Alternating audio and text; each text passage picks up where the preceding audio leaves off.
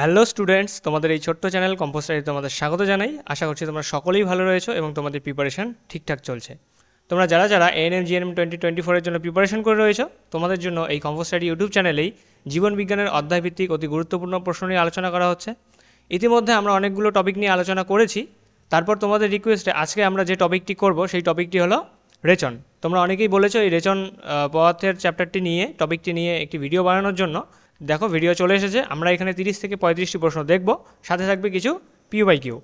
তোমাদের একটা কথা আগেই বলে রাখি যে যখন আমি পিওআইকিউ কালেক্ট করছিলাম তখন যেটা দেখা গেল যে বিগত কয়েক বছরে কিন্তু এই চ্যাপ্টার থেকে খুব কম সংখ্যক পিওআইকিউ এসেছে। বাকি চ্যাপ্টারগুলো যতটা ইম্পর্টেন্স দিয়েছে এক্সামিনার, এই চ্যাপ্টারটিকে কিন্তু ততটা ইম্পর্টেন্স দেয়নি। তাই তোমাদের এই বছর এই চ্যাপ্টারটিকে খুব ভালোভাবে পড়তে হবে। আজকের ভিডিওটি খুব ইম্পর্টেন্স হয়ে চলেছে। এখানে যে 30 থেকে 35 প্রশ্ন আলোচনা করব, আশা করছি এখান থেকেই তোমাদের এক্সামে কোশ্চেন তোমরা পেয়ে যাবে। তাই ভিডিওটি তোমরা কমপ্লিট দেখবে, যা যা বলছি শুনবে, এক্সট্রা যা যা আমি বলবো যেগুলো লেখা নেই সেই সমস্ত কিছু তোমরা খাতায় নোট ডাউন করে রাখবে। ঠিক আছে, চলো। আর ক্লাস শেষে তোমাদের পিডিএফ দরকার। এই পিডিএফ তোমরা পাবে টেলিগ্রাম গ্রুপে এবং হোয়াটসঅ্যাপ গ্রুপে। তোমরা যদি এখনও আমাদের এই টেলিগ্রাম গ্রুপ এবং হোয়াটসঅ্যাপ গ্রুপে জয়েন করে না থাকো, তাহলে কিন্তু অবশ্যই সেই দুই গ্রুপে জয়েন করো। সেখানে তোমরা যেমন ক্লাস পিডিএফ পাবে, সেরকম বিভিন্ন ক্লাস আপডেট পাবে, ক্লাসের আপডেট পাবে। আর হলো এক্সাম রিগার্ডিং তোমাদের যদি কোনো রকম আপডেট আসে, সেই সমস্ত কিছু আপডেটও কিন্তু তোমরা এখানে পাবে।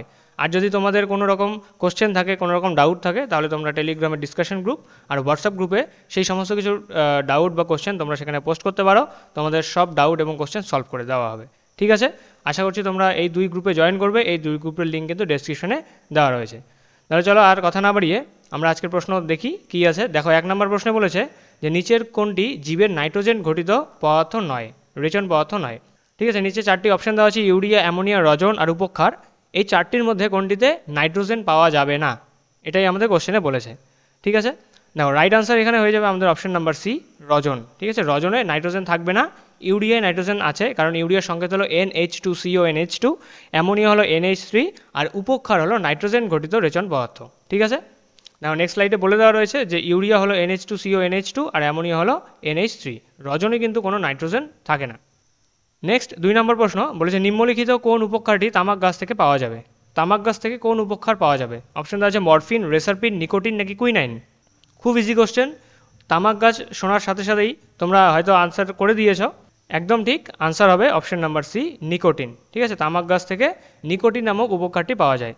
এটাও বলে রাখি যে এই যে তামাক গাছগুলো নিকোটিন নামক উপক্ষার তৈরি করে, এই উপক্ষারটি কিন্তু তাদের নিজের আত্মরক্ষার জন্য তৈরি করে। ঠিক আছে, চলো 3 নম্বর প্রশ্ন দেখব। বলেছে কোন উপক্ষারটি সিঙ্কোনা গাছ থেকে পাওয়া যায়। অপশন আছে মরফিন, রেসারপিন, কুইনাইন আর কোকেইন। সিঙ্কোনা গাছ থেকে কোন উপক্ষারটি পাওয়া যাবে? খুব ইজি কোশ্চেন, আর ছোটোবেলার থেকে পড়ে আসছি। এই কোশ্চেনের আনসার আমাদের সকলেরই কিন্তু জানা। কী হবে আনসার? একদম ঠিক, সিঙ্কোনা গাছ থেকে আমরা কুইনাইন উপক্ষারটি পেয়ে থাকি। ঠিক আছে, নেক্সট 4 নম্বর প্রশ্ন বলেছে পত্রমোচনের মাধ্যমে রেচন পদার্থ নির্গত করে। পত্রমোচন বা পাতা ঝরানোর মাধ্যমে কোন উদ্ভিদ নিজের দেহের রেচন পদার্থ নির্গত করে দেয়? অপশন দেওয়া আছে অর্জুন, পেয়ারা, শিমুল নাকি আকন্দ। কারেক্ট আনসার হলো অপশন নাম্বার সি, শিমুল। ঠিক আছে, এখানে যে ছবিটি দেখতে পাচ্ছ এটা শিমুল ফুলের ছবি দেওয়া আছে। তাহলে শিমুল গাছ পত্রমোচনের মাধ্যমে বা পাতা ঝরার মাধ্যমে নিজের দেহের রেচন পদার্থ নির্গত করে দেয়। এবারে নেক্সট স্লাইডে দেওয়া আছে একটি এক্সট্রা টপিক হিসেবে দেওয়া আছে বাকল মোচনের মাধ্যমে রেচন পদার্থ ত্যাগ করে পেয়ারা গাছ। তাহলে বাকল মোচন, ছবিতে তোমরা দেখতে পাচ্ছ, বাকল মোচনের মাধ্যমে রেচন পদার্থ ত্যাগ করে পেয়ারা গাছ। নেক্সট 5 নম্বর প্রশ্ন বলেছে গ্লোমেরুলাস কোন অঙ্গে পাওয়া যাবে। গ্লোমেরুলাস কোন অঙ্গে পাওয়া যায়? অপশন আছে যকৃৎ, বৃক্ক, ফুসফুস নাকি ত্বক। এখানে রাইট আনসার হয়ে যাবে অপশন নাম্বার বি, গ্লোমেরুলাস। কারণ গ্লোমেরুলাস আমাদের দেহের রেচন পদার্থ নির্গত হওয়ার সাথে সম্পর্কযুক্ত। আর দেহের রেচন পদার্থ নির্গত হওয়ার সাথে আর কোন অঙ্গ যুক্ত, সেটা হলো বৃক্ক। ঠিক আছে, বৃক্কে যে নেফ্রন পাওয়া যায়, সেই নেফ্রনের একটি অংশ, নেফ্রনের সাথেই গ্লোমেরুলাস কিন্তু থাকে। ঠিক আছে, দেখো এখানে ছবি দেওয়া আছে, নেফ্রনের ছবি। এখানে এই যে লাল অংশটা দেওয়া আছে, এই লাল অংশটি হলো গ্লোমেরুলাস। আর এই দেখো এই কাপের মতো অংশটি, এই কাপের মতো অংশটি হলো বাউমাস ক্যাপসুল। আর এখান থেকে যেটা শুরু হয়ে যায় এই পেঁচানো অংশটি, এটিকে আমরা বলি পিসিটি অথবা প্রক্সিমাল কনভলিউটেড টিউব অথবা পরা সংবর্ধন নালিকা। তারপরে এই ইউ এর মতো শেপটিকে আমরা বলি হেনলিস লুপ। তারপর এখান থেকে যেটা শুরু হয়ে যাবে আবার পেঁচানো অংশটি, সেটি হবে ডিসিটি অথবা ডিস্টাল কনভলিউটেড টিউবুয়াল অথবা দূরসংবর্ধন নালিকা। আর তারপর এই যে কাণ্ডের মতো অংশটি রয়েছে, এটিকে আমরা কি বলে থাকি? নলের মতো অংশটি, এটিকে আমরা সংগ্রাহী নালিকা অথবা কন্ডাক্টিং ডাক্ট বলে থাকি। ঠিক আছে, চলো নেক্সট। আশা করছি তোমরা বুঝতে পারছো কোশ্চেনগুলো। যদি কোনো জায়গায় অসুবিধা হয় তোমরা কিন্তু অবশ্যই কমেন্টে কোশ্চেন নাম্বার দিয়ে তোমার সেই ডাউটটি পোস্ট করবে, অবশ্যই নিঃসংকোচে জানাবে। দেখো 6 নম্বর প্রশ্নে বলেছে অর্নিথন চক্রটি কোথায় সম্পন্ন হয়? অপশান আছে যকৃৎ, বৃক্ক, ফুসফুস নাকি ত্বকে। এখানে কারেক্ট আনসার হয়ে যাবে অপশান নাম্বার এ, যকৃৎ। ঠিক আছে, অর্নিথন চক্রকে আমরা ইউরিয়া সাইকেলও বলে থাকি। যেহেতু ইউরিয়া রয়েছে তাই কিন্তু এটা বৃক্ক আনসার হবে না। অনেকে এটা মনে করবে যে বৃক্ক তো মূত্র উৎপাদনে সাহায্য করে, তাই অর্নিথন চক্র বা ইউরিয়া সাইকেলটি বৃক্কেই সম্পন্ন হবে, এটা কিন্তু নয়। অর্নিথন বা ইউরিয়া সাইকেলটি সম্পন্ন হয় যকৃতে। ঠিক আছে, চলো নেক্সট 7 নম্বর প্রশ্ন বলেছে উপক্ষার এক প্রকারের। দেখো ফার্স্ট কোশ্চেনে আমরা পড়েছিলাম উপক্ষার। এই উপক্ষার এক প্রকারের কি? নাইট্রোজেন বিহীন রেচন পদার্থ, নাইট্রোজেন যুক্ত রেচন পদার্থ, কার্বোহাইড্রেট যুক্ত রেচন পদার্থ নাকি কোনোটিই নয়। এটা তোমরা সকলেই আনসার দিতে পারবে, কারণ ফার্স্ট কোশ্চেন আমি তোমাদের বলেই দিয়েছি উপক্ষার হলো নাইট্রোজেন যুক্ত এক ধরনের রেচন পদার্থ। ঠিক আছে, আর রজন কি ছিল? নাইট্রোজেন বিহীন একটি রেচন পদার্থ। চলো নেক্সট 8 নম্বর প্রশ্ন বলছে বাউমাস ক্যাপসুলের সংগৃহীত তরলটি হলো। বাউমাস ক্যাপসুল আমি তোমাদের দেখিয়েছি আগের ছবিটিতে। দেখো এই যে কাপের মতো অংশটি রয়েছে, এই কাপের মতো অংশটিকে আমরা বাউমাস ক্যাপসুল বলে থাকি। এই বাউমাস ক্যাপসুলে সংগৃহীত তরলটি হলো, অপশন দেওয়া আছে মূত্র, প্রোটিনবিহীন প্লাজমা, খনিজ লবণযুক্ত জল নাকি রক্ত। কারেক্ট আনসার হয়ে যাবে অপশন নাম্বার বি, প্রোটিনবিহীন প্লাজমা। আমি তোমাদের বুঝিয়ে দিচ্ছি। দেখো এই যে অ্যাফারেন্ট আর্টেরিয়ল আর ইফারেন্ট আর্টেরিয়ল, তারপরে গ্লোমেরুলাস রয়েছে, এই গ্লোমেরুলাসে রক্ত আসবে, আর রক্তের মধ্যে কী থাকবে? প্লাজমা থাকবে, বিভিন্ন প্লাজমা প্রোটিন থাকবে। তারপর আমাদের যে ফর্মড এলিমেন্টগুলো রয়েছে, যেমন লোহিত কণিকা, শ্বেত রক্ত কণিকা, এই সমস্ত কিছু রক্তে থাকবে। এবারে কি হবে? রক্তের যে সমস্ত কিছু, প্লাজমার যে সমস্ত কিছু প্রোটিন রয়েছে সেই সমস্ত কিছুই থেকে যাবে, আর বাকি যে তরল পদার্থটি, যে প্লাজমাটি, সেটি চলে আসবে পিসিটিতে। তাহলে এখানে বলেছে যে বাউমাস ক্যাপসুল দ্বারা পরিশ্রুত হয়ে যে তরলটি বা বাউমাস ক্যাপসুলে যে তরলটি সংগৃহীত হবে গ্লোমেরুলাস থেকে, সেই তরলটি কি? সেই তরলটি হলো প্রোটিনবিহীন প্লাজমা। তাহলে কমপ্লিট প্লাজমা, যেটা রক্তের প্লাজমা, সেটা গ্লোমেরুলাসে আসবে, আর গ্লোমেরুলাস থেকে পরিশ্রুত হয়ে প্রোটিনবিহীন প্লাজমাটি সংগৃহীত হবে বাউমাস ক্যাপসুলে। বুঝতে পারলে? চলো নেক্সট 9 নম্বর প্রশ্ন বলেছে নেফ্রিডিয়া কোন প্রাণীর রেচন অঙ্গ। অপশান দেওয়া হচ্ছে চ্যাপ্টাকৃমি, পতঙ্গ, চিংড়ি নাকি কেঁচো। তোমাদের অমেরুদণ্ডী প্রাণীদের উপর একটা এক্সট্রা ভিডিও নেওয়া হয়েছে, একটা ক্লাস নেওয়া হয়েছে। যদি তোমরা সেই ভিডিওটি এখনও না দেখে থাকো সেটি অবশ্যই দেখো। সেখানে কিন্তু বিভিন্ন ফাইলামের ইম্পর্টেন্ট টপিকগুলো সেখানে আলোচনা করা হয়েছে, বৈশিষ্ট্যগুলো, ক্যারেক্টারিস্টিক্সগুলো আলোচনা করা হয়েছে, তাদের রেচন অঙ্গ, তাদের শ্বাস অঙ্গ, ঠিক আছে, তাদের এক্সট্রা কী কী বৈশিষ্ট্য রয়েছে সেই সমস্ত কিছুই সেখানে আলোচনা করা হয়েছে। তোমরা সেটি অবশ্যই কিন্তু দেখবে, প্লেলিস্টে গিয়ে তোমরা সেখানে কিন্তু ভিডিওটি পেয়ে যাবে। তাহলে আমাদের 9 নম্বর প্রশ্নে বলেছে নেফ্রিডিয়া কোন প্রাণীর রেচন অঙ্গ। অপশন দেওয়া আছে চ্যাপ্টাকৃমি, পতঙ্গ, চিংড়ি, কেঁচো। আশা করছি তোমরা সঠিক উত্তর দিতে পেরেছ। নেফ্রিডিয়া হলো অপশান ডি, কেঁচোর রেচন অঙ্গ। কেঁচো কী বলা হয়? কৃষক বন্ধু। এই কেঁচোর রেচন অঙ্গের নাম হলো নেফ্রিডিয়া। চলো নেক্সট 10 নম্বর প্রশ্ন বলেছে কার্বন ঘটিত রেচন পদার্থটি হলো। আমরা নাইট্রোজেন ঘটিত, নাইট্রোজেন বিহীন রেচন পদার্থ দেখলাম, এবারে আমাদের বের করতে হবে কার্বন ঘটিত উদ্ভিদের রেচন পদার্থ কোনটি। অপশান দেওয়া আছে কুইনাইন, গদ, ট্যানিন নাকি তরুক্ষীর। এখানে রাইট আনসার হয়ে যাবে আমাদের অপশান সি, ট্যানিন। ট্যানিন হলো একটি কার্বন ঘটিত উদ্ভিদের রেচন পদার্থ। তাহলে নাইট্রোজেন যুক্ত রেচন পদার্থ কী আছে? তরুক্ষীর আছে। তারপরে নাইট্রোজেন বিহীন রজন, আর কার্বন ঘটিত বা কার্বন যুক্ত উদ্ভিদের রেচন পদার্থ সেটি হলো ট্যানিন। ঠিক আছে, আমরা 10টি প্রশ্ন করে দিয়েছি। তোমরা যারা ভিডিওটি দেখছো তোমরা নিজেরাই বলো যে কোশ্চেনগুলো কীরকম, তোমাদের কীরকম ঠিক হচ্ছে, কতগুলো ঠিক করলে এই 10টির মধ্যে তোমরা এখনই কমেন্টে জানাও। আর যদি চ্যানেলটিকে সাবস্ক্রাইব করে না থাকো তাহলে অবশ্যই চ্যানেলটিকে সাবস্ক্রাইব করো। তোমরা যারা নতুন রয়েছো, ভিডিওটি এতদূর পর্যন্ত ভালো লাগলে অবশ্যই ভিডিওটি লাইক করে দিও, কারণ পরে আরও ইম্পর্টেন্ট কোশ্চেনগুলো আসতে চলেছে। আর তোমাদের বন্ধুবান্ধব বা বাড়ির ফ্যামিলির সদস্য যারা ANM/GNM 2024 জন্য প্রিপারেশন নিচ্ছে তাদের কাছে ভিডিওটি কিন্তু অবশ্যই শেয়ার করে দাও, যাতে তারাও এই ভিডিও থেকে কিছু শিখতে পারে। নেক্সট 11 নম্বর প্রশ্ন দেখব। বলেছে ফ্লেম কোষ কোন প্রাণীর রেচন অঙ্গ। ফ্লেম কোষ অপশন দেওয়া আছে মাছ, ফড়িং, ফিতাকৃমি নাকি কেঁচো। এটাও আমরা সেই অমেরুদণ্ডী প্রাণীর যে টপিকের উপর ক্লাস করা হয়েছে সেই ক্লাসে আমরা পড়েছি ফ্লেম কোষ কোন প্রাণীর রেচন অঙ্গ। তোমরা যারা সেই ক্লাসটি করেছো সকলেই আশা করছি সঠিক উত্তর দিয়েছো। আর তোমাদের যাদের ভুল হচ্ছে তোমরা দেখে নাও, ফ্লেম কোষ হলো অপশন সি, ফিতাকৃমির রেচন অঙ্গের নাম। ঠিক আছে, নেফ্রিডিয়া কেঁচো, ফ্লেম কোষ হলো ফিতাকৃমি। নেক্সট 12 নম্বর প্রশ্ন বলেছে আরশোলার রেচন অঙ্গের নাম কি। আরশোলা তোমাদের জন্য খুব ইম্পর্ট্যান্ট একটি প্রাণী। ঠিক আছে, যে কোনো এক্সামের জন্য আরশোলা কিন্তু খুব ইম্পর্ট্যান্ট। আরশোলার রেচন অঙ্গের নাম কি। অপশান আছে নেফ্রিডিয়া, ম্যালপিজিয়ান নালিকা, সবুজগ্রন্থি নাকি সংকোচী গহ্বর। এখানে কারেক্ট আনসার হয়ে যাবে অপশান নাম্বার বি। এই কোশ্চেনও আমরা করেছি। ঠিক আছে, ম্যালপিজিয়ান নালিকা অথবা ম্যালপিজিয়ান টিউব হলো আরশোলার রেচন অঙ্গের নাম। কোন প্রাণীর রেচন অঙ্গ কী? কোন প্রাণীর শ্বাসঙ্গ কী, এই সমস্ত কিছুর উপরে কিন্তু ক্লাস এসেছে। তোমরা যদি বলো আমি তোমাদের আজকালকের মধ্যেই এটি পিডিএফ বানিয়ে দিয়ে দেবো যে কোন প্রাণীর রেচন অঙ্গের নাম কী আছে, কোন প্রাণীর শ্বাসঙ্গের নাম কী আছে। তোমরা অবশ্যই কমেন্টে জানাবে যদি তোমাদের পিডিএফ প্রয়োজন হয়, তাহলে আমি পিডিএফটি বানিয়ে তোমাদের টেলিগ্রামে পোস্ট করে দেবো। তো নেক্সট 13 নম্বর প্রশ্ন বলেছে কোন প্রাণীর রেচন অঙ্গ বৃক্ক। খুব ইজি, অপশান দেওয়া আছে কেঁচো, চিংড়ি, গিনিপিগ নাকি মাকড়সা। এখানে আমাদের রাইট আনসার হয়ে যাবে অপশান নাম্বার সি, গিনিপিগ। ঠিক আছে, গিনিপিগের রেচন অঙ্গের নাম হলো বৃক্ক।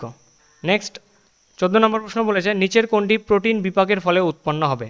প্রোটিন বিপাকের ফলে বা প্রোটিন পরিপাকের পর কি প্রোটিন কিসে পরিণত হবে বা কী উৎপন্ন হবে প্রোটিন থেকে। অপশান দেওয়া আছে ইউরিয়া, CO2, হাইড্রোকার্বন নাকি ট্যানিন। সঠিক উত্তর হয়ে যাবে অপশান নাম্বার এ, ইউরিয়া। ঠিক আছে, প্রোটিন থেকে ইউরিয়া উৎপন্ন হবে। দেখো প্রোটিনে নাইট্রোজেন রয়েছে, ইউরিয়াতেও কিন্তু নাইট্রোজেন রয়েছে। CO2তে নাইট্রোজেন নেই, ট্যানিনে নাইট্রোজেন নেই, হাইড্রোকার্বনেও নাইট্রোজেন নেই। বুঝতে পারলে? চলো 15 নম্বর প্রশ্ন বলেছে কোনটির উপস্থিতিতে মূত্রের রং হলুদ হয়। মূত্রের রং স্লাইটলি ইয়েলো কালার হয়, পেল ইয়েলো। এই সামান্য যে হলুদ রঙের হয় এটি কিসের উপস্থিতির জন্য। অপশান দেওয়া আছে রক্তের, হিমোগ্লোবিন, বিলিরুবিন নাকি ইউরিয়া। কারেক্ট আনসার, আর খুব ইম্পর্টেন্ট কোশ্চেন এটা, সঠিক উত্তর হয়ে যাবে অপশান নাম্বার সি, বিলিরুবিন। বিলিরুবিনের উপস্থিতির জন্য মূত্রের রং হলুদ হয়ে থাকে। নেক্সট 16 নম্বর প্রশ্ন বলেছে কোন প্রকার রোগে মূত্রের সাথে গ্লুকোজ নিঃসৃত হয়। অপশান আছে যক্ষা, কলেরা, মধুমেহ নাকি নিউমোনিয়া। এই রেচন চ্যাপ্টারে বিভিন্ন ধরনের আমরা রোগ পড়ব, সেই রোগগুলো কিন্তু তোমাদের প্রতিটি রোগ মাথায় রাখতে হবে যে কোন কোন ক্ষেত্রে কোন কোন নাম আমরা ব্যবহার করে থাকি। এটা খুব ইম্পর্ট্যান্ট কোশ্চেন, আসলে এখান থেকে আসতে পারে, এটার চান্স কিন্তু অনেক বেশি। এখানে বলেছে যে কোন প্রকার রোগে মূত্রের সাথে গ্লুকোজ নিঃসৃত হবে। অপশান দেওয়া আছে যক্ষা, কলেরা, মধুমেহ, নিউমোনিয়া। আশা করছি তোমরা সকলেই দিয়েছো, এবং এই রোগটি কিন্তু এখন খুব বেশি পরিমাণে হচ্ছে মানুষের মধ্যে, সেটা হলো মধুমেহ অথবা ডায়াবেটিস মেলাইটাস। ঠিক আছে, এই মধুমেহ বা ডায়াবেটিস রোগটি হচ্ছে।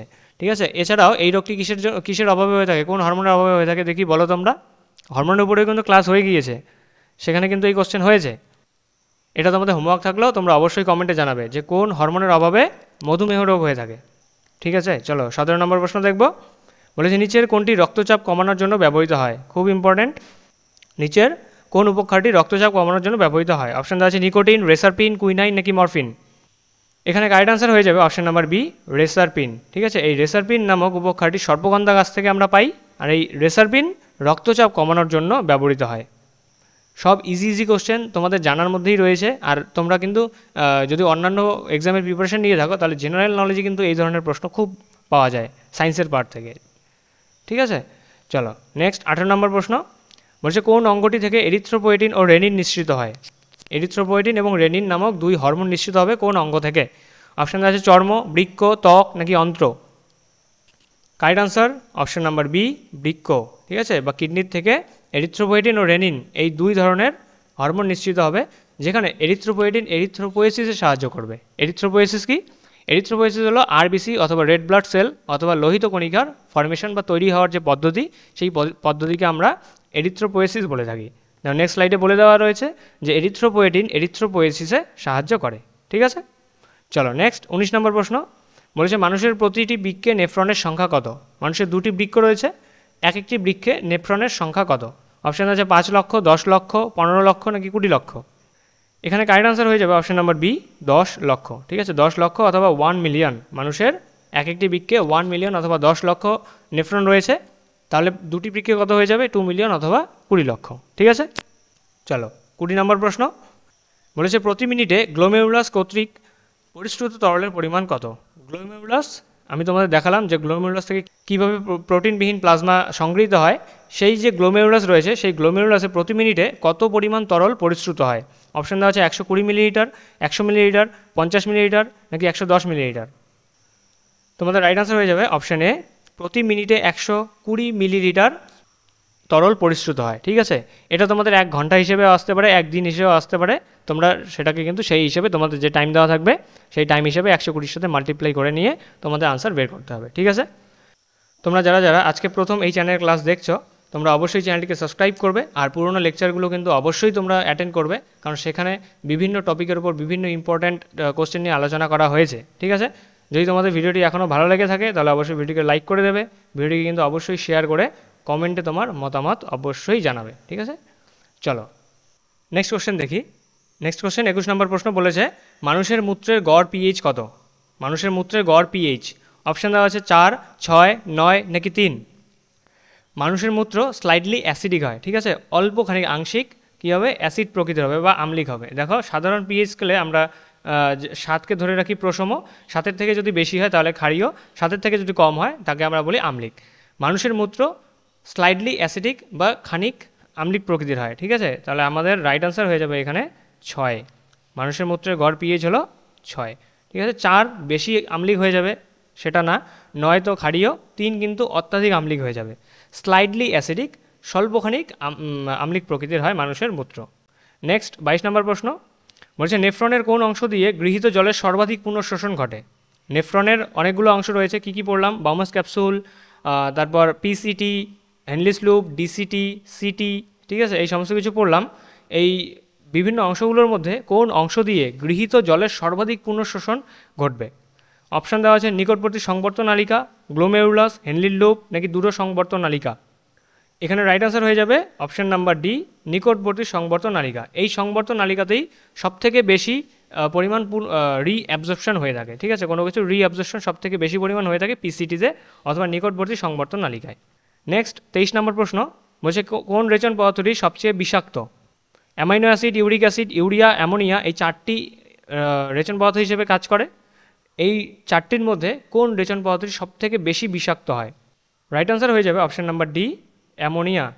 এই জন্যই এই অ্যামোনিয়া যে সমস্ত প্রাণীর রেচন পদার্থ হিসেবে ব্যবহৃত হয় সেই সমস্ত প্রাণী কিন্তু জলজ প্রকৃতির হয়। যেমন মাছের ক্ষেত্রে রেচন পদার্থ হলো অ্যামোনিয়া, কারণ এই অ্যামোনিয়া নির্গত শরীর থেকে বাইরে বের করে দেওয়ার জন্য প্রচুর পরিমাণ জলের প্রয়োজন হয়, যার জন্য জলজ প্রাণীদের ক্ষেত্রেই এই অ্যামোনিয়া রেচন পদার্থ হিসেবে কাজ করে। তারপরে ইউরিক অ্যাসিড হলো সবথেকে কম বিষাক্ত, আর এই ইউরিক অ্যাসিড দেখা যায় পাখিদের ক্ষেত্রে এবং কিছু ইনসেক্টসের ক্ষেত্রে, পতঙ্গদের ক্ষেত্রে ইউরিক অ্যাসিড দেখা যায়।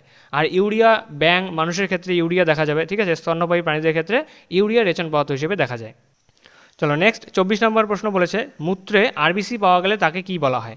মূত্রে যদি আরবিসি পাওয়া যায়, অপশান আছে গ্লাইকোসুরিয়া, হিমাচুরিয়া, অ্যানুরিয়া নাকি কিটোনুরিয়া। রাইট আনসার হয়ে যাবে অপশান নাম্বার বি, হিমাচুরিয়া, ঠিক আছে। মূত্রে যদি আরবিসি পাওয়া যায় তাহলে আমরা সেই ঘটনাকে বলে থাকি হিমাচুরিয়া। নেক্সট 25 নম্বর প্রশ্ন বলেছে বৃক্কে পাথর তৈরি হওয়ার কারণ। ছবিতে তোমরা দেখতে পাচ্ছ ছোট ছোট একদম পাথরের মতো অংশ রয়েছে, কিছু এগুলো টুকরো রয়েছে, এই টুকরোগুলোকে আমরা বলে থাকি বৃক্কের পাথর। এই বৃক্কের পাথর কেন তৈরি হবে? অপশান আছে প্রোটিনের অধক্ষেপণের ফলে, বালির কণার অধক্ষেপণের ফলে, ফ্যাটের অবরুদ্ধ অবস্থার জন্য নাকি অক্সালেটের কেলাসনের জন্য। খুব ইম্পর্ট্যান্ট, স্টার মার্ক দিয়ে রাখবে। বৃক্কে পাথর তৈরি হওয়ার কারণ হলো অক্সালেটের কেলাসন, ঠিক আছে, অক্সালেট যদি কেলাসিত হয়ে যায় তাহলে বৃক্কে পাথরের সৃষ্টি হয়। নেক্সট 26 নম্বর প্রশ্ন বলছে হিমোডায়ালাইজারকে বলা হয়, হিমোডায়ালাইজারকে আমরা কি বলি? কৃত্রিম বৃক্ক, কৃত্রিম যকৃৎ, কৃত্রিম হৃৎপিণ্ড নাকি কৃত্রিম ফুসফুস। কারেক্ট আনসার হয়ে যাবে কৃত্রিম বৃক্ক, ঠিক আছে। বৃক্ক যখন কিডনি যখন আমাদের রক্ত থেকে দূষিত রেচন পদার্থ, নাইট্রোজেন যুক্ত রেচন পদার্থ নির্গত করতে অক্ষম হয় তখন আমাদের ডায়ালিসিস করাতে হয়, ঠিক আছে, হিমোডায়ালিসিস করাতে হয়। আর এই হিমোডায়ালিসিসে সাহায্য করে হিমোডায়ালাইজার, যা বৃক্কের মতন কাজ করে, তাই আমরা এই হিমোডায়ালাইজারকে কৃত্রিম বৃক্ক বলে থাকি। নেক্সট স্লাইডে এই হিমোডায়ালিসিসের সম্পূর্ণ প্রসেসটি দেওয়া রয়েছে, তোমরা পিডিএফটি টেলিগ্রাম থেকে অবশ্যই ডাউনলোড করবে আর তারপরে এই প্রসেসটি শুধু একবার দেখে নেবে, তোমাদের এখান থেকে কিন্তু কোনো কোশ্চেন আসবে না, ঠিক আছে। এই দেখো এটা হলো ডায়ালাইজার, হিমোডায়ালাইজার, এটাকেই আমরা কি বলে থাকি? কৃত্রিম বৃক্ক বলে থাকি। নেক্সট 27 নম্বর প্রশ্ন বলেছে মূত্রের পরিমাণ যার দ্বারা নিয়ন্ত্রিত হবে, মূত্রের পরিমাণ বেশি হবে নাকি কম হবে সেটা কে নিয়ন্ত্রণ করবে, মানে কোন হরমোন নিয়ন্ত্রণ করবে? অপশান এডিএইচ, তারপর অ্যালডোস্টেরন ও এডিএইচ নাকি শুধু অ্যালডোস্টেরন নাকি অ্যালডোস্টেরন এবং টেস্টোস্টেরন। কারেক্ট আনসার হলো অ্যালডোস্টেরন আর হলো এডিএইচ, ঠিক আছে। এই অ্যালডোস্টেরন এবং এডিএইচ দুই জলের পুনঃশোষণে সাহায্য করে আর এরাই নির্ধারণ করবে যে মূত্রের পরিমাণ বেশি হবে নাকি কম হবে। নেক্সট 28 নম্বর প্রশ্ন বলেছে যে অবস্থাতে ইউরিয়া রক্তে প্রবেশ করে, কোন অবস্থায় রক্তে ইউরিয়া প্রবেশ করবে? অপশান আছে ইউরিমিয়া, কিটোনুরিয়া, অ্যানিমিয়া নাকি গ্লাইকোসুরিয়া। নাম থেকেই বোঝা যাচ্ছে ইউরিয়া থাকবে রক্তে, ঠিক আছে। দেখো অ্যানিমিয়া, রক্তের ক্ষেত্রে আমরা একটি রোগ পড়ে থাকি অ্যানিমিয়া, সেরকম ইউরিয়া যদি রক্তে থাকে তাহলে আমরা সেটাকে বলবো ইউরিমিয়া, ঠিক আছে। রোগগুলো কিন্তু নাম মনে রাখা খুব সহজ, শুধু তোমাদের একটুখানি মিলিয়ে চলতে হবে নামগুলোর সাথে। যেমন ধরো ইউরিয়া যদি রক্তে থাকে তাহলে ইউরিমিয়া, সেটা নিশ্চয়ই কিটোনুরিয়া হতে পারে না। কিটোনুরিয়া কি? কিটোন বস যদি রক্তে থাকে। চলো নেক্সট দেখো এখানে বলে দেওয়া আছে গ্লাইকোসুরিয়া হলো মূত্রে গ্লুকোজের উপস্থিতি। গ্লুকোজ যদি মূত্রে থাকে তাহলে তাকে বলবো গ্লাইকোসুরিয়া। পলিইউরিয়া হলো অত্যাধিক পরিমাণে মূত্রত্যাগ যদি হয় সেই ঘটনাকে আমরা পলিইউরিয়া বলি। এই নাম থেকে কিন্তু এই রকম কনসেপ্ট তৈরি করবে না যে যদি মূত্রে বা রক্তে বেশি পরিমাণ ইউরিয়া পাওয়া যায় তাকে আমরা পলিইউরিয়া বলি, এটা কিন্তু নয়। অত্যাধিক পরিমাণে যদি মূত্রত্যাগ হয় তাহলে সেই ঘটনাকে আমরা পলিইউরিমিয়া বলে থাকি। আরেকটি ইম্পর্টেন্ট পয়েন্ট দেওয়া আছে, সেটা হলো ইউরেথ্রাইটিস একটি ব্যাকটেরিয়া ঘটিত রোগ। ইউরেথ্রাইটিস একটি ব্যাকটেরিয়া ঘটিত রোগ। ঠিক আছে, নেক্সট 29 নম্বর প্রশ্ন বলছে সবচেয়ে বেশি পুনর্বিশ্লেষণ ঘটে নেফ্রনের কোথায়? তোমাদের আগের কোশ্চেনেই কিন্তু এটা হয়ে গিয়েছে, এটাকে রিপিট বলা যেতে পারে। অপশন আছে রেনাল ক্যাপসুলে, পরাসংবর্ত নালিকায়, সংগ্রাহী নালিকায়, নাকি হেনলির লুপের ঊর্ধ্বগামী বাহুতে। সবচেয়ে বেশি পুনর্বিশ্লেষণ বা সবচেয়ে বেশি অ্যাবজর্পশন কোথায় হবে? অপশন নাম্বার বি, পরাসংবর্ত নালিকায়। ঠিক আছে, নেক্সট 30 নম্বর প্রশ্ন বলেছে নিচের কোন ক্ষেত্রে মূত্রের মাধ্যমে প্রোটিন নির্গত হয়? মূত্রের মাধ্যমে প্রোটিন নির্গত হয়। আমরা মূত্রের মাধ্যমে গ্লুকোজ নির্গত হয় দেখলাম, এবারে মূত্রের মাধ্যমে যদি প্রোটিন নির্গত হয় সেই ঘটনাকে আমরা কি বলবো? অপশন দেওয়া আছে গ্যালাক্টোসুরিয়া, নেফ্রাইটিস, কিটোসিস, নাকি ফ্রুক্টোসুরিয়া। এখানে কারেক্ট আনসার হয়ে যাবে আমাদের অপশন নাম্বার সি, কিটোসিস। ঠিক আছে, যদি মূত্রের মাধ্যমে প্রোটিন নির্গত হয় তাহলে আমরা তাকে কিটোসিস বলে থাকি। নেক্সট 31 নম্বর প্রশ্ন বলেছে নিচের কোন হরমোন বৃক্কে জলের পুনঃশোষণকে নিয়ন্ত্রণ করে? এটা আমি তোমাদের বলেই দিয়েছি যে মূত্রের পরিমাণ নিয়ন্ত্রণ করে কোন কোন হরমোন, সেখানেই কিন্তু বলে দিয়েছি। আশা করছি তোমরা সকলেই এটার আনসার ঠিক করতে পারবে। আশা করছি তোমরা সকলেই সি দিয়েছো। ঠিক আছে, রাইট আনসার হবে আমাদের সি, এডিএইচ। এডিএইচ বৃক্কে জলের পুনঃশোষণ বা জলের রিঅ্যাবজর্পশনকে নিয়ন্ত্রণ করে। যদি এডিএইচ এর পরিমাণ কমে যায় তাহলে ঘন ঘন মূত্রত্যাগ হবে, আর যদি এডিএইচ এর পরিমাণ বেড়ে যায় তাহলে মূত্রত্যাগ কমে যাবে। ঠিক আছে, কারণ জলের বেশি পুনঃশোষণ ঘটবে।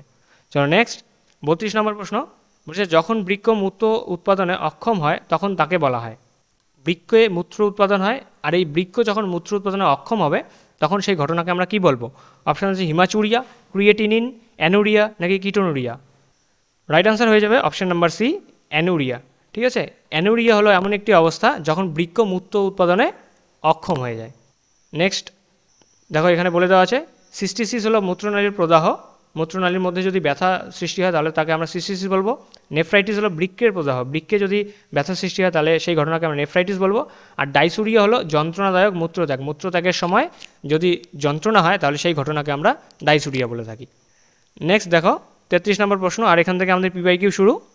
একটা পিওয়াইকিউ রয়েছে, করে আমাদের ক্লাস শেষ করব। বলেছে কোন উপাদানের ভাঙনের ফলে দূষিত ইউরিয়া উৎপন্ন হয়? আমরা আজকে ক্লাসে এই কোশ্চেনটি করলাম। আমরা পড়েছি যে প্রোটিনের বিপাকের ফলে কোন দূষিত পদার্থটি উৎপন্ন হয়, আর এখানে বলেছে যে কোন উপাদানের ভাঙনের ফলে দূষিত ইউরিয়া উৎপন্ন হয়। এখানে তোমাদের অপশন আমার বলার দরকার নেই, আশা করছি তোমরা কোশ্চেনটি দেখা মাত্রই আনসার দিয়ে দিয়েছ, একদম ঠিক। তোমাদের রাইট আনসার হবে অপশন নাম্বার বি, প্রোটিন। ঠিক আছে, প্রোটিনের ভাঙনের ফলেই দূষিত ইউরিয়া উৎপন্ন হয়। এটি এসেছে 2021-এর শিফট 2-তে। নেক্সট 34 নম্বর প্রশ্ন বলেছে নিম্নলিখিত উদ্ভিদ পদার্থের কোনটি ম্যালেরিয়ার চিকিৎসায় ব্যবহৃত হবে? ম্যালেরিয়া রোগ সারানোর জন্য কোন উদ্ভিজ পদার্থটি বা কোন উদ্ভিজ উপকারটি আমরা ব্যবহার করে থাকি? অপশান দেওয়া আছে ক্যাফেইন, কুইনাইন, মরফিন, নাকি রেজিন। রাইট আনসার হয়ে যাবে অপশান নাম্বার বি, ছোটো থেকে আমরা পড়ে আসছি ম্যালেরিয়ার চিকিৎসায় ব্যবহৃত করা হয় কুইনাইন, আর কুইনাইন পাওয়া যায় সিঙ্গোনা গাছের ছাল থেকে। এটা এসেছে 2022-এর শিফট 1-এ। এই দুটোই আমাদের শুধু পিআইকিউ আমি খুঁজে পেয়েছি, তাই জন্যই আমি তোমাদের বলেছি যে এই বছর কিন্তু এই চ্যাপ্টার থেকে বেশি কোশ্চেন আসতেই পারে যদি এক্সামিনারের ইচ্ছে হয়। ঠিক আছে, নেক্সট আমাদের আরেকটি কোশ্চেন আছে, সেটি হলো বামস্তম্ভ ডানস্তম্ভ মেলানো। এটি করে আমাদের আজকের ক্লাস আমরা শেষ করব। দেখো বামস্তম্ভে দেওয়া আছে অ্যামনিওটেলিজম, বাউম্যান ক্যাপসুল, ভাসারেক্টা, ইউরিকোটেলিজম, নাকি ইউরিওটেলিজম। ডানস্তম্ভে দেওয়া আছে কাউন্টার কারেন্ট সিস্টেম, পাখি, ব্যাং, গ্লোমেরুলার ফিল্ট্রেশন, নাকি অস্থি বিশিষ্ট মাছ। দেখো অ্যামনিওটেলিজম আর ইউরিওটেলিজম বলে রাখি, যদি রেচন পদার্থ হিসেবে অ্যামোনিয়া নিশ্চিত হয় তাহলে আমরা তাকে অ্যামনিওটেলিজম বলে থাকি, যদি ইউরিক অ্যাসিড নিশ্চিত হয় তাহলে ইউরিকোটেলিজম বলে থাকি, আর যদি ইউরিয়া নিশ্চিত হয় তাহলে আমরা তাকে ইউরিওটেলিজম বলে থাকি। ঠিক আছে, এই তিনটি আমাদের প্রথমে জানা উচিত ছিল, বলে দিলাম। এবারে মেলাবো। দেখো অ্যামনিওটেলিজম মানে অ্যামোনিয়া রেচন পদার্থ হিসেবে নির্গত হবে, আর অ্যামোনিয়া নির্গত হয় সেই সমস্ত প্রাণীর রেচন পদার্থ হিসেবে যারা জলজ প্রাণী।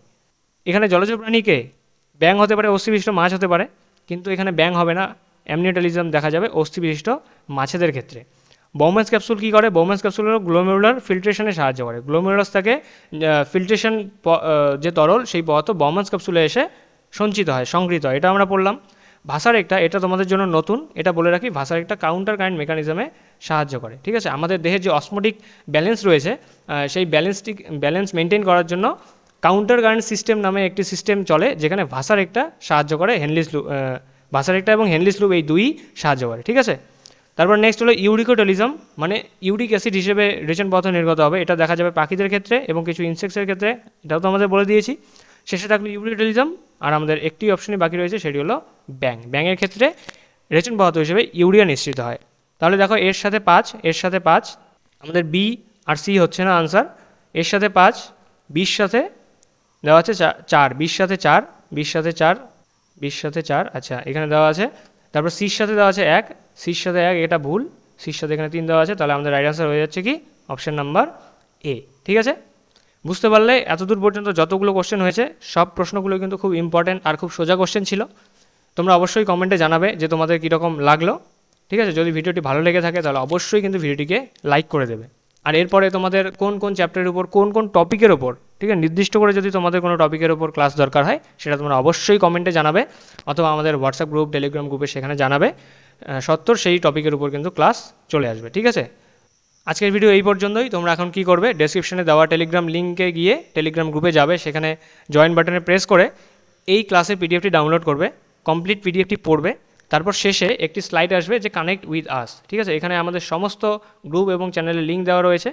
তোমরা এই শুধু ক্লিক হেয়ারে যদি যাও, সেখানে ট্যাপ করলেই সরাসরি সেই গ্রুপ বা পেজে চলে যেতে পারবে, আর সেখানে জয়েন অথবা ফলো বাটন ট্যাপ করেই কিন্তু আমাদের সাথে যুক্ত হতে পারবে। যেহেতু আমাদের ক্লাস সব অনলাইনে, তাই আমাদের সাথে যুক্ত হওয়ার মাধ্যম কিন্তু একটি, সেটি হলো এই যে বিভিন্ন ধরনের চ্যানেল রয়েছে এবং গ্রুপ রয়েছে এগুলি। আশা করছি তোমরা আমাদের পাশে থাকবে, আমাদের সাথে থাকবে, আমরা তো তোমাদের পাশে রয়েছি, ঠিক আছে। তাহলে তোমরা যারা যারা এখনও ভিডিওটি দেখছো তোমাদের থ্যাংক ইউ জানাই। এভাবে তোমরা খাটতে থাকো, তোমাদের জীবনে সাফল্য আসবেই। আর তোমরা এক্সাম হলে গিয়ে দেখবে যে তোমাদের এক্সামের যে কোশ্চেন, সেই কোশ্চেন কিন্তু এখানকার পিডিএফের সাথে অনেকটাই মিলে যাচ্ছে। বুঝতে পারলে?